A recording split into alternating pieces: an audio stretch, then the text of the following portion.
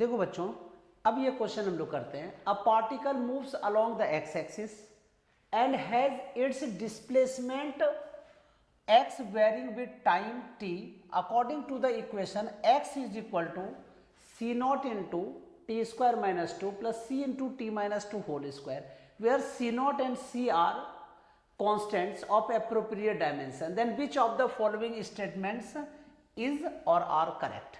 इसमें multiple option भी था, तो इसमें कौन सा सही है, लेकिन यहाँ पे जो क्वेश्चन दिया गया है इसमें एक ही आंसर सही होगा क्योंकि स्टेटमेंट्स इज करेक्ट, यही पूछा गया है। तो सॉल्व करते हैं बेटा। सबसे पहले देखो x कितना दे रखा है, x is equal to C naught into T square minus 2 plus C into T minus 2 का होल स्क्वायर। अब क्या पूछा गया है कि एक्सीलरेशन क्या होगी और वेलोसिटी कितनी होगी, तो निकाल लेते हैं भाई। तो velocity v is equal to क्या होता है बेटा, dx अपॉन dt। तो अब इसका डिफरेंशिएशन करेंगे।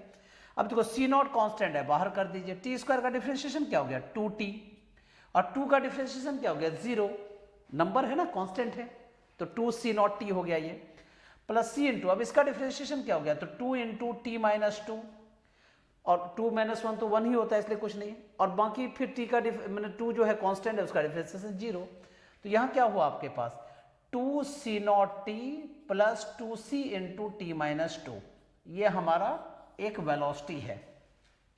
अब एक्सीलरेशन देखते हैं। You know acceleration a is equal to क्या होता है dv अपॉन dt। इसका फिर एक बार डिफरेंशिएशन करेंगे। तो देखो 2 सी नॉट कॉन्स्टेंट है, t का डिफरेंशिएशन 1 हो गया, तो 2 C naught plus 2 C into t का डिफरेंशिएशन क्या हो गया 1, और माइनस 2 का डिफरेंशिएशन 0। तो आंसर क्या हो गया 2 इंटू सी नॉट प्लस सी। अब ऑप्शन देखिए कि क्या क्या पूछा गया, क्या वेलोसिटी ऐसा कहीं दिया हुआ है, वेलोसिटी में कह रहा है 4c, गलत है भाई। एक्सीलरेशन उसका देखो तो 2 इंटू सी नॉट प्लस सी, ये आंसर है। तो your answer is 4th number. Clear है।